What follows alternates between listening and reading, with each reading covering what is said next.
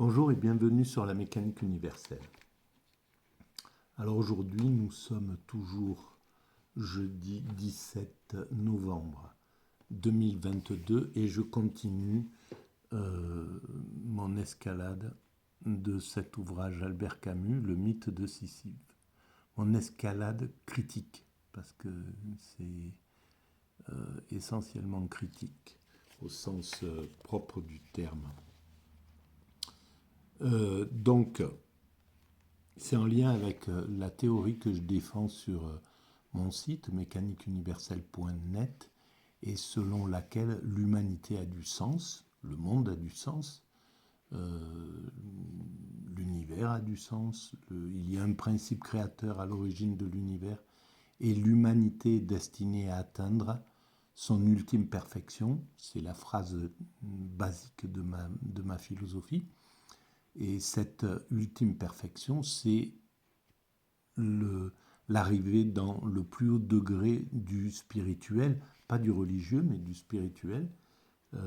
Et cet état-là, c'est l'extase facile. Ce qu'on, voilà, on peut l'appeler l'éveil, le samadhi, le nirvana, voilà, la béatitude.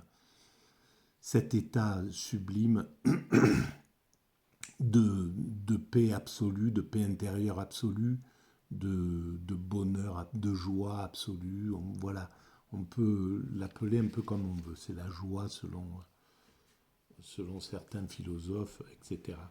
Le souverain bien, voilà. En tout cas, cet état qui n'est pas l'état ordinaire de l'existence, qui est un état extraordinaire. Voilà. Et donc, évidemment, je suis en opposition avec cette philosophie d'Albert Camus qui est un essai sur l'absurde, c'est dans le titre également, et donc qui essaye de se confronter à l'absurde, qui essaie de dire que il est plus sage finalement de penser que le monde est absurde et qu'à partir de ce point, l'homme trouverait sa liberté, serait totalement épanoui. Alors oui, effectivement, il serait épanoui, quelques hommes seraient épanouis. Voilà, il faut un caractère bien précis pour pouvoir se confronter à la superficialité de l'absurde, pas à l'absurde total comme j'en parle dans les vidéos précédentes, pas à l'absurde organique qui touche les viscères, qui nous plonge dans un état affreux, quoi, de souffrance terrible. C'est le burn-out, par exemple, conduit à cet état où tout devient absurde, plus rien n'a un sens, etc. La mélancolie dans le sens pathologique, etc. Donc, Albert Camus parle de l'absurde de façon légère, en somme, superficielle. D'ailleurs, il dit pas ça, mais il dit qu'au fond, c'est une sorte d'absurde philosophique, c'est-à-dire intellectualisé. C'est pas l'absurde qui touche les organes et qui conduit au suicide, bien souvent, en somme. Voilà. Ou à la paix intérieure, mais avec voilà, une autre. On passe après dans une autre dimension. Sorti de ça, on rentre dans une deuxième vie. C'est comme une petite mort et on repart dans une vie complètement différente derrière un burn-out, derrière quelque chose. Voilà, c'est vrai qu'on change d'existence. Bon, bref. Alors voilà, je commence la lecture et je vais relire un passage que j'ai pas lu complètement et malheureusement, en fait, je n'en ai pas pris toute la substance. Je commence la lecture et je digresse à partir de ça. Je ne sais pas si ce monde a un sens qui le dépasse, écrit-il, page 75. Mais je sais que je ne connais pas ce sens et qu'il m'est impossible pour le moment de le connaître. Donc je vous renvoie à la vidéo précédente où j'explique cette phrase-là. Que signifie pour moi signification hors de ma condition ? Je ne puis comprendre qu'en termes humains. Voilà, donc c'est hors de sa condition parce qu'il ne peut comprendre qu'en termes humains. Ce que je touche, ce qui me résiste, voilà ce que je comprends. En somme, c'est dit je ne crois que ce que je vois. C'est typique de cette phrase-là. Et c'est clair que c'est du matérialisme pur, c'est-à-dire, et qui, voilà, c'est qu'à partir de la matière que je peux comprendre, je ne peux pas accéder à l'irrationnel, je ne peux pas accéder à la pensée de l'irrationnel. Et c'est pour ces esprits-là, pour ces états d'esprit-là, que la mécanique universelle, que le site que je fais, que ma théorie arrive, en fait, vient. Parce qu'elle utilise le rationnel. L'humanité est en évolution. Voilà, s'il y a une évolution dans l'humanité, une évolution inconsciente, intuitive, si en partant du primate que nous étions quand nous avons quitté les arbres, ou je ne sais pas où nous étions à ce moment-là, pour nous constituer en humanité, et si nous évoluons depuis dans une orientation bien précise, avec une spiritualité, des interdits qui commencent à s'imposer, etc. Il y a toute une logique dans cette évolution, mais qui n'est pas déterministe, déterminée. Les hommes ne cherchaient pas, ils ne savaient pas ce qu'ils construisaient. Ils construisaient cette humanité dans un sens, curieusement. Donc, rien que ça donne du crédit au fait que l'humanité a un sens, que l'humanité, qu'il y a qu'on peut comprendre. Quand il dit mais je ne connais pas ce sens, je ne sais pas si ce monde a un sens qui le dépasse. Bien sûr, ce sens est inclus dans cette évolution-là, dans cette progression. Voilà. Et qui va faire qu'à un certain moment vont apparaître des grandes spiritualités avec des intuitions bien particulières, etc. J'explique tout ça dans les vidéos précédentes, l'apport inimaginable des religions, puis les philosophies, etc., qui vont apparaître et qui vont orienter l'humanité dans un sens. Voilà la morale des premiers philosophes socratiques, on pourrait dire, que l'humanité va choisir. Pourquoi l'humanité va choisir plutôt Socrate que les sophistes, que la morale des sophistes? Ça aurait été deux humanités différentes, deux types de pensées différents. Pourquoi elle va choisir la morale du judaïsme, du christianisme, du bouddhisme, etc., plutôt que la morale des sophistes ou de ceux qui disent qu'il n'y a pas de sens, des gens qui pensent que le monde est absurde, etc. Pourquoi ils ne servent en fait que d'instruments pour développer, comme le nihilisme, comme l'athéisme, etc. C'est pas lui qui est choisi par l'humanité, jamais. Donc, d'où vient que intuitivement ça marche comme ça? Pourquoi l'humanité avance comme ça intuitivement? Et pourquoi on arrive proche du temps où on va pouvoir évoluer consciemment, comprendre où nous allons avec les instruments de calcul, on pourra analyser toute l'aventure humaine jusqu'à présent et en disant que si on prolonge le travail que nous faisons, c'est-à-dire la maîtrise progressive du comportement, de l'environnement, du questionnement, eh ben on arrivera à ce point que moi je décris comme l'ultime perfection, comme la perfection spirituelle absolue, qui enclenche, qui inclut la perfection technique de l'humanité, une perfection écologique, une perfection, la paix universelle, etc. Il faut qu'il y ait tout ça pour que l'humanité puisse vivre un état d'extase, puisse vivre l'extase, pour que les hommes puissent vivre l'extase, la sagesse, la contemplation. Il ne faut pas qu'elle soit menacée par une tribu de voyous qui serait... Donc c'est l'humanité tout entière qui doit arriver à cet état de perfection. Et on construit ça, et elle arrivera à cet état-là. Elle trouvera les moyens d'arriver à cet état-là, selon moi.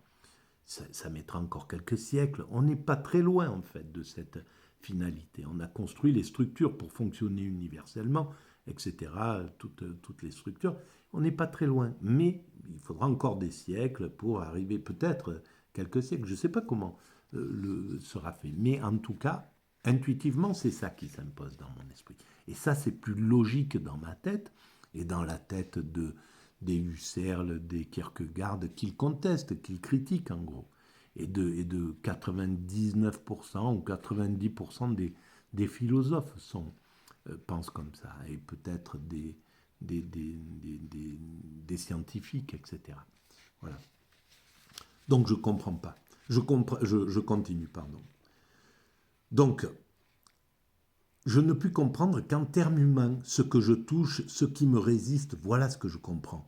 Et ces deux certitudes, mon appétit d'absolu et d'unité et l'irréductibilité de ce monde à un principe rationnel et raisonnable, je sais encore que je ne puis les concilier. Donc il ne peut pas, évidemment, il n'arrive pas, là on est à la page 75, il ne peut pas concilier l'unité de son appétit d'absolu, donc cette forme, voilà, le goût pour l'extase, en somme, le goût pour du divin, etc. Il ne peut pas concilier ça et le principe rationnel et raisonnable dans son esprit. Donc, ici, je sais encore que je ne puis les concilier, encore. Donc ça, c'est très intéressant parce que je n'ai pas lu le livre, hein, donc je ne sais pas où il aboutit, où il finit. Est-ce qu'il peut les concilier un jour ou est-ce qu'il reste dans l'absurde? Est-ce que c'est la position qu'il garde et en disant que le monde est absurde? Ça, c'est intéressant. Je continue. Quelle autre vérité puis-je reconnaître sans mentir, sans faire intervenir un espoir que je n'ai pas et qui ne signifie rien dans les limites de ma condition? Voilà, il parle pour lui, là, bien sûr. Sans faire intervenir un espoir que je n'ai pas, le spirituel, bien sûr, l'idée du sens, que ça soit spirituel ou philosophique. Il ne peut pas le faire intervenir parce qu'il ne peut pas se pencher dans s'intéresser réellement à ce principe spirituel. Il faut ramener cet ouvrage d'Albert Camus en 1942 quand il écrit. Le matérialisme était à fond. Il fallait lutter contre le religieux qui voulait prendre de la place, qui était encore oppressif, etc., qui avait tout un tas de choses qu'il fallait combattre, bien entendu, dans cette chose. Donc il faut le ramener à ce moment-là. D'où, à mon sens, sa surdité à cette alternative. Il n'a pas voulu aller vraiment interroger le spirituel. Comment vous me dites, vous, que l'humanité va vers l'apocalypse, vers l'arrivée du Machia et la paix, etc., etc. On va vers la révélation, vous me dites ça. Alors, expliquez-moi comment vous interprétez ça. Alors, il avait pas la capacité d'interroger ça, à mon sens, à cette époque-là. C'était pas d'époque.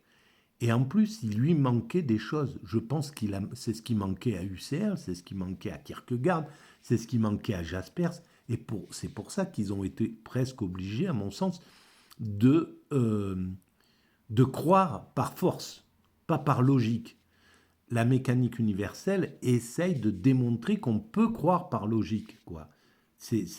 Tout le travail est là, tout mon travail est là dans ce travail-là. Donc, je continue. À ce moment, l'absurde, voilà ce que, pour le moment, il me faut retenir. À ce moment, l'absurde, à la fois si évident et si difficile à conquérir, rentre dans la vie d'un homme et retrouve sa patrie. Donc, il est difficile à conquérir l'absurde. Je vous renvoie encore une fois à la vidéo précédente, la dernière. J'explique vraiment cette chose-là. Alors après, passons ici. Je ne puis aborder maintenant la notion de suicide. Je puis aborder maintenant la notion de suicide. On a senti déjà quelle solution il est possible de lui donner. À ce point, le problème est inversé. Il s'agissait précédemment de savoir si la vie devait avoir un sens pour être vécue. Il apparaît ici au contraire qu'elle sera d'autant mieux vécue qu'elle n'aura pas de sens. Voilà, alors ça, c'est la posture de celui qui veut jouer avec l'absurde sans comprendre l'implication qu'elle a réellement chez l'homme qui la ressent dans ses viscères. Voilà, donc si on reste sur une posture intellectuelle, l'absurde à ce moment-là n'a pas la même dimension. C'est une théorie. C'est une théorie qui permet effectivement d'atteindre un état de liberté pour certains, etc. C'est clair. On se détache de tout ce que le religieux, de toutes les règles qui peuvent brimer mon impulsion, mon désir, mes pulsions, mes envies, voilà, mon enthousiasme, mon exaltation, mes désirs, toutes ces choses-là. Je suis à ce moment-là, je peux rentrer dans la toute-puissance. Et il le dit un peu plus loin d'ailleurs. Donc, admettons, je continue. Vivre une expérience, un destin, c'est l'accepter pleinement. Or, on ne vivra pas ce destin, le sachant absurde, si on ne fait pas tout pour maintenir devant soi cet absurde mis à jour par la conscience. Il faut le regarder par la conscience. Donc, c'est autre chose que de le vivre dans sa chair, l'absurde. Et malheureusement, le problème, c'est qu'il n'y a que l'intellectuel. Qui c'est qui peut vivre l'absurde de façon intellectuelle et consciente? Qui? Est-ce que si on préconise cette vision de la vie, est-ce que le caissier, le garçon de café, la femme de ménage, l'ouvrier qui travaille à la chaîne peut vivre ça, vivre un état d'absurde et que ça soit positif pour lui. Alors, il faudrait que tout le monde puisse vivre une vie comme Albert Camus. Alors oui, il peut prendre la vie, avoir la philosophie de l'absurde et avoir toutes les gratifications, avoir la capacité de recevoir le prix Nobel de la littérature, de rencontrer tous les gens qu'il a envie de rencontrer, d'accéder à la célébrité, d'avoir assez d'argent pour vivre un peu tout ce qu'il veut vivre, de se payer le luxe d'avoir toutes les rencontres qu'il veut. Enfin, voilà, une vie pleine de... Mais que serait un monde où tout le monde vivrait ça, comme ça? Est-ce qu'il serait supportable? L'absurde n'est valable que pour... cet état philosophique d'absurde n'est valable que pour un petit nombre. Ça donne... Quelle énergie on pourrait avoir un ouvrier, un type qui doit faire les tranchées le long des routes. Quel est l'intérêt pour lui d'être dans l'absurde, d'avoir cet absurde devant les yeux, devant la conscience? Donc je continue. Le thème de la révolution permanente se transporte ainsi dans l'expérience individuelle. Vivre, c'est faire vivre l'absurde. Voilà le truc. Le faire vivre, c'est avant tout le regarder. Donc il regarde l'absurde. Il ne vit pas l'absurde. Et l'absurde, la réalité de l'absurde, je reviens encore à la mélancolie, je reviens encore à à l'homme qui a tout, pour qui la femme qui partage sa vie était toute son existence et qui s'en va et qui ne croit en rien et qui elle le quitte pour quelqu'un, n'importe qui, et puis lui, il se retrouve complètement perdu devant cette chose-là. Et la souffrance que, que va faire naître, il est devant l'absurde, devant l'absurdité des choses. Il ne peut plus comprendre la chose. Et là, il est poussé au suicide dans un paquet de cas. Et le suicide, dans beaucoup de cas, vient de cet état d'absurde qui s'impose comme ça. Ceux qui se sont suicidés pendant la période où le système a commencé à privatiser les France Télécom, les trucs comme ça, les gens d'un seul coup, leur monde s'écroulait. Il y avait plus, ils étaient devant l'absurde. Ils étaient devant quelque chose de totalement absurde et on les stressait, on accélérait leur vie, on avait déréglé complètement leur façon de penser. Ils n'étaient pas adaptés à un système comme ça parce que c'était pas des loups, c'était pas des narcissiques, c'était des gens, des gens fragiles, simples, qui avaient l'habitude d'être protégés par le système, par la société, etc. Et donc, ils se retrouvent devant quelque chose de totalement absurde, une vie absurde. Et ça conduit évidemment à des suicides. Donc, vivre, c'est faire vivre l'absurde. Le faire vivre, c'est avant tout le regarder, c'est pas le vivre dans sa chair, encore une fois. Et il le dit bien, justement. Et c'est là où, je ne sais pas si ça a été analysé comme ça, cet ouvrage. Mais en tout cas, c'est, ça, ça dit que il y a un peu d'irresponsabilité, alors que c'était quelqu'un qui travaillait sur la responsabilité et qui a pris des responsabilités énormes, qui a combattu vraiment des choses voilà, avec du courage et tout. Mais là, il y a de l'irresponsabilité et c'est pas sa faute. Hein. Mais en fait, cette irresponsabilité, c'est l'incapacité à voir autrui différent. Il pense que tout le monde est comme lui en réalité. Et là, on peut imaginer ce qu'est un état d'esprit comme ça. C'est l'état d'esprit narcissique qui pense qui dit à tout le monde mais fais comme moi. Il ne tient pas compte de la fragilité des êtres humains, de la différence que lui il fait partie voilà, son narcissisme lui permet complètement de pouvoir utiliser l'absurde et parce qu'il a des récompenses dans l'existence inouïes par rapport à quelqu'un d'ordinaire. Donc je continue. C'est faire vivre l'absurde. Le faire vivre, c'est avant tout le regarder. Au contraire d'Eurydice, l'absurde ne meurt que lorsqu'on s'en détourne. Au contraire d'Eurydice, l'absurde ne meurt que lorsqu'on s'en détourne.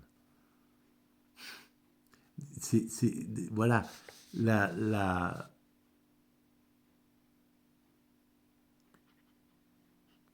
il y a, c'est l'orgueil dans cette forme-là. L'une des seules positions philosophiques cohérentes, c'est ainsi la révolte face à ça.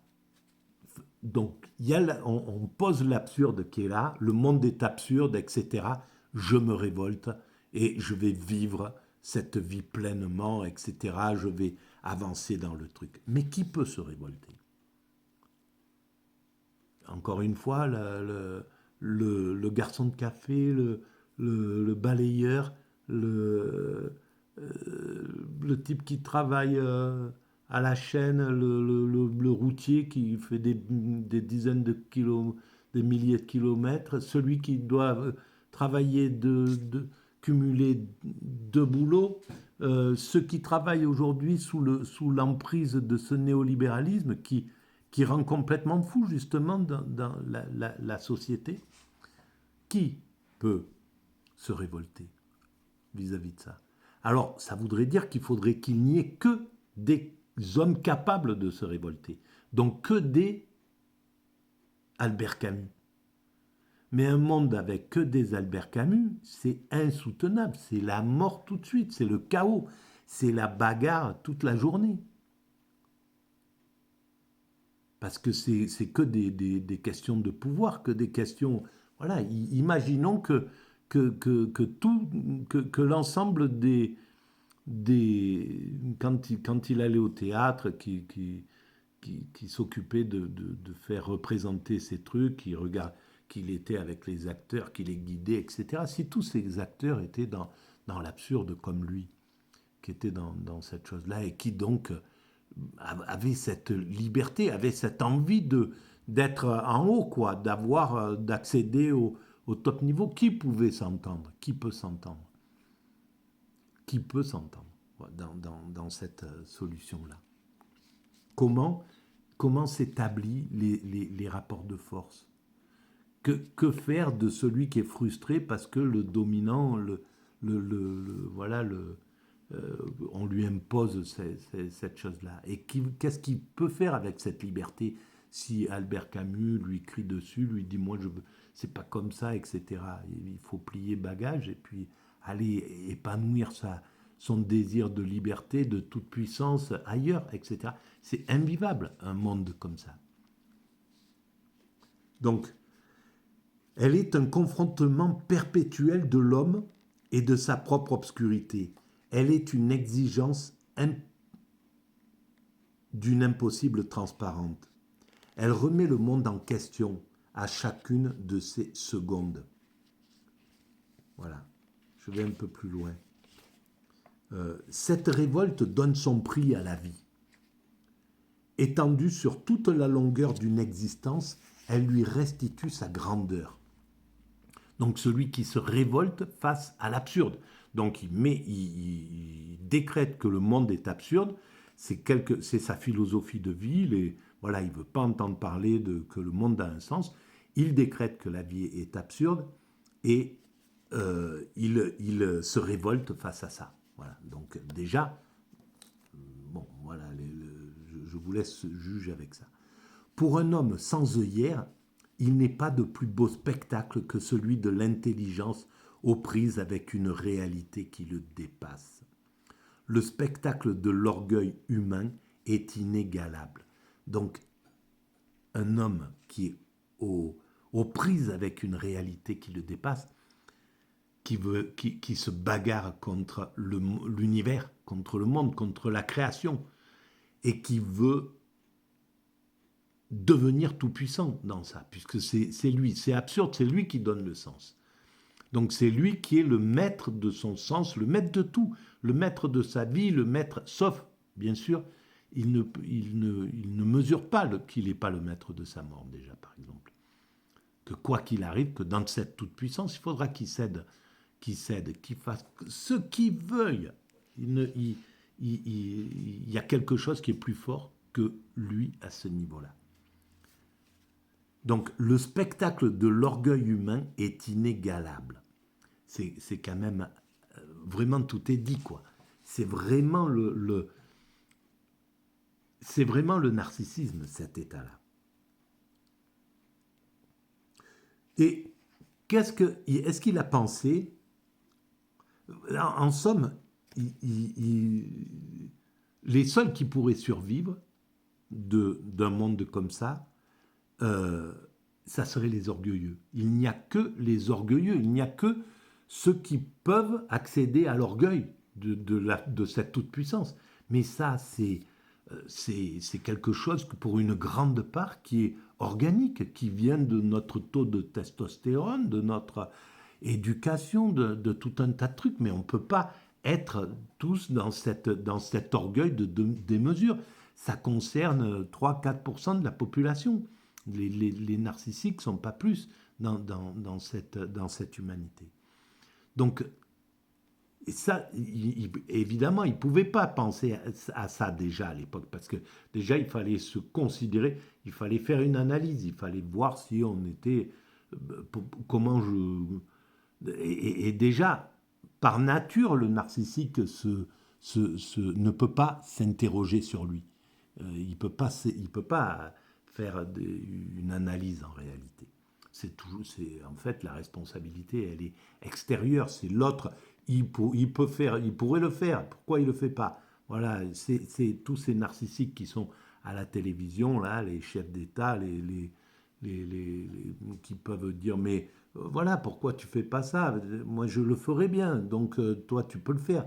Ils ne peuvent pas tenir compte de la complexité. Ils ne peuvent pas voir ce qui est subalterne. Ils ne peuvent voir que ce qui est au-dessus, et ce qui est au-dessus, ils ne peuvent pas le voir parce qu'ils le badent. Ils méprisent en bas, ils ne comprennent pas, ils ne voient pas, et ils badent ce qui est en haut, donc ils ne voient pas non plus, ils sont juste en état de soumission. Un chef d'État européen, petite Europe, un petit pays européen, il va bader le chef d'État américain qui est dans son truc, et il aura toujours quelque chose au-dessus de lui, quoi, dans ce truc-là. Ils vivent dans ce mécanisme-là, et les narcissiques ordinaires, ils vivent exactement comme ça. Voilà, on peut trouver un psychisme narcissique chez chez, chez le, chez les boueurs, hein, mais bon, voilà, il fera la même chose. Il méprisera en bas et il vénérera le chef, voilà, celui qui a du pouvoir et, dans ce truc. Donc en dessous, je continue. Je comprends alors pourquoi les doctrines qui m'expliquent tout m'affaiblissent en même temps. Voilà le truc. Je comprends alors pourquoi les doctrines qui m'expliquent tout m'affaiblissent en même temps. Et évidemment, bien sûr, que cette explication lui enlève la toute-puissance, le choix de la toute-puissance. Parce que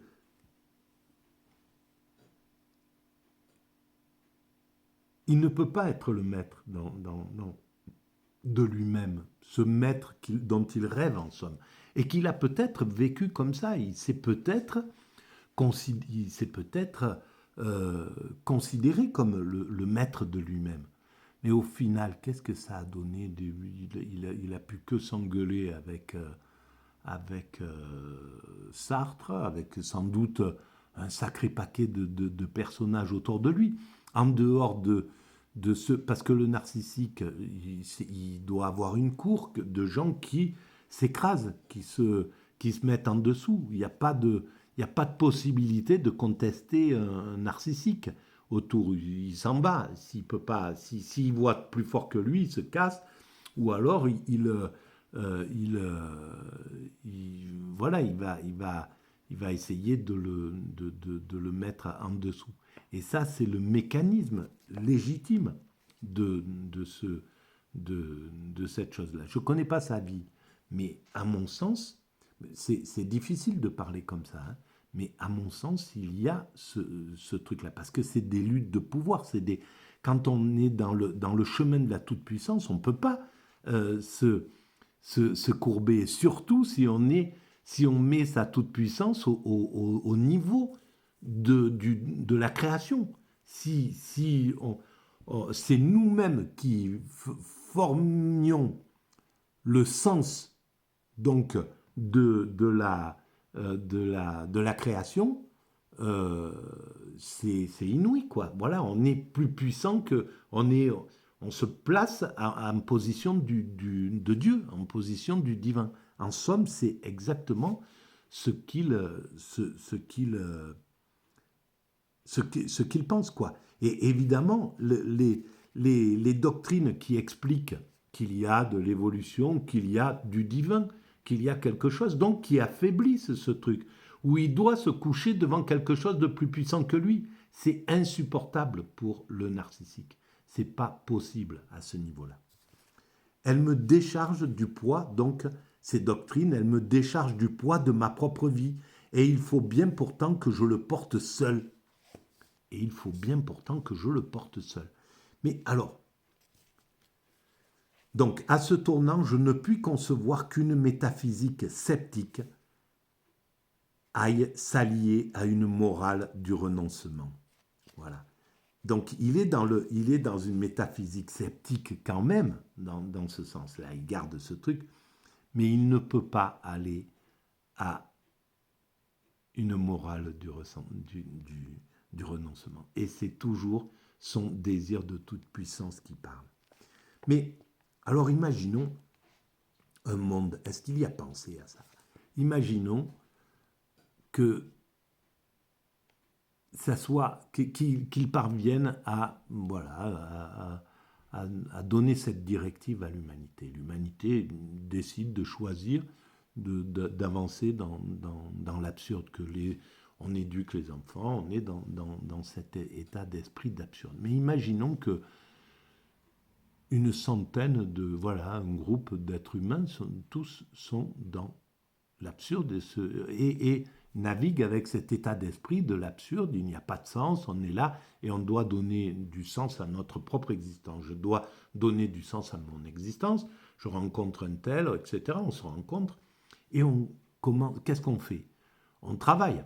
Voilà, on va construire quelque chose, on va décider de faire quelque chose parce que c'est bien beau d'être dans cet état d'absurde, mais il faut faire quelque chose. Et donc, si une humanité d'absurde se rencontrent comme ça, ils ne peuvent construire que du sens. Parce qu'en fait, ils vont construire du sens. Ils vont s'organiser en disant, bon, on va faire ça, et du sens dans le sens de l'humanité qui est déjà présent. Puisqu'ils vont dire, bon, on va faire ça, mais on va le faire avec, voilà, il faut se comporter éthiquement, comme il le préconisait d'ailleurs, Camus. D'être éthique, voilà, de pas de prendre sa liberté, mais pas au détriment de l'autre, de pouvoir construire pour le bien, etc. Donc, au final, il reconstruirait le sens, c'est tout. Il reprendrait le sens de l'humanité où il en est.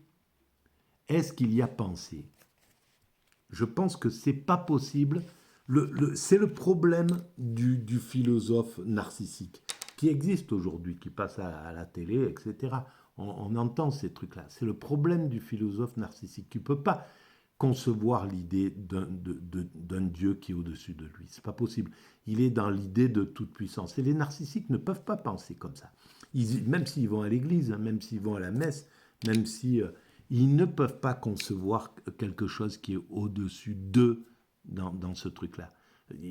Sinon, c'est de la soumission. Ils s'y mettent en soumission. Évidemment qu'un narcissique qui a un chef, il est obligé de se soumettre, mais il y a du mépris. C'est pas quelque chose qui...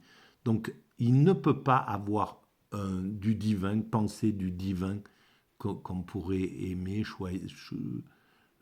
avoir du plaisir à se soumettre et comprendre le sens qu'il y a dans cette perte de l'ego, par exemple. C'est impossible qu'il puisse comprendre ce qu'il y a derrière la perte de l'ego, chose que toutes les spiritualités ont découvert. Derrière la perte de l'ego, il y a l'extase.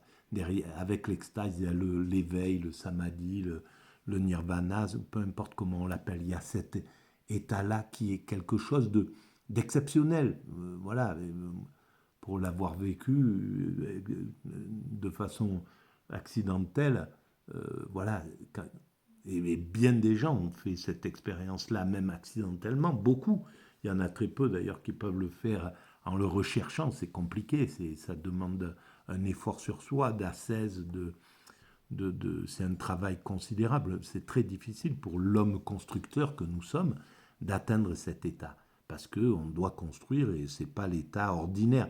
Donc dans l'état actuel des choses, on n'a pas celui qui préconiserait d'atteindre l'extase, d'être donc d'anéantir son ego.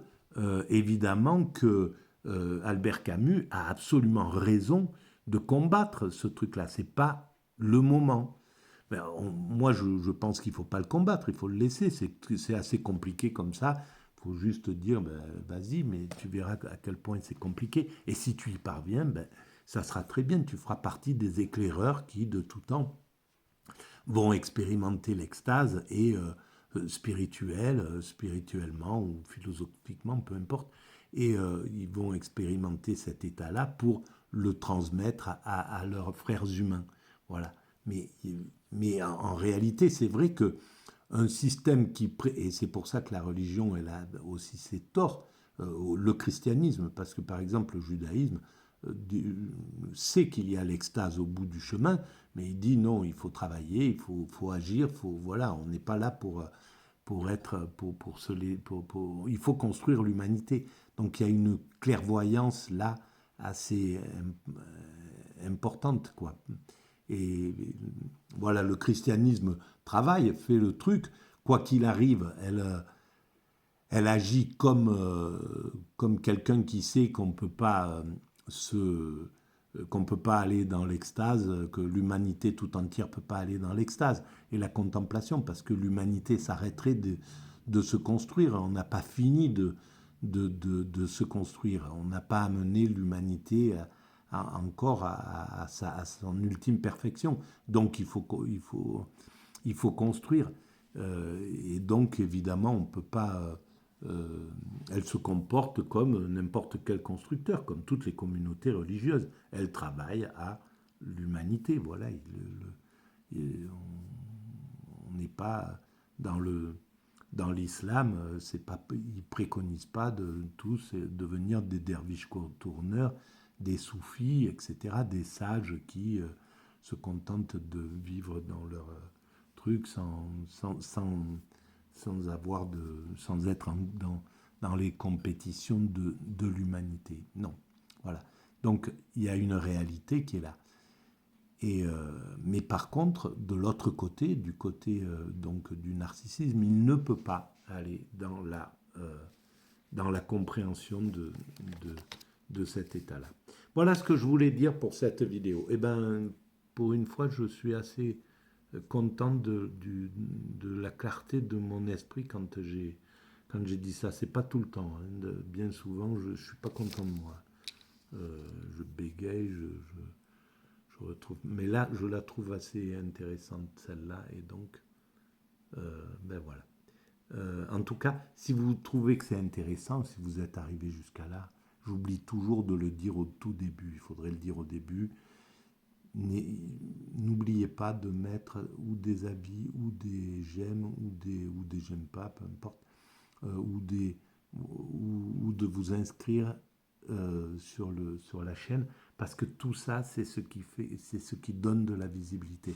Et si vous pensez que ces points de vue particuliers, même s'ils sont critiques, mais ça n'empêche pas l'affection et l'amour que j'ai pour Albert Camus et pour tout son travail. Attention, hein, c'est pas, je combats comme lui-même l'aurait fait, comme lui-même le fait avec le spirituel, mais c'est un combat loyal, quoi. Hein. Bon, loyal, malheureusement, il n'est pas là pour se défendre, mais j'aurais aimé pouvoir échanger sur ce point avec lui dans la tranquillité. Voilà, je vous remercie de votre écoute, à bientôt.